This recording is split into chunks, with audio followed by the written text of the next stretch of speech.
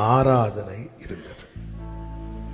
அருவருப்பும் இருக்கு, ஆராதனை இருக்கு. கர்த்தர் எங்க இருக்கிறார்? வெளியே நின்று சின்ன ஓட்ட போட்டு பார்க்கிறார்.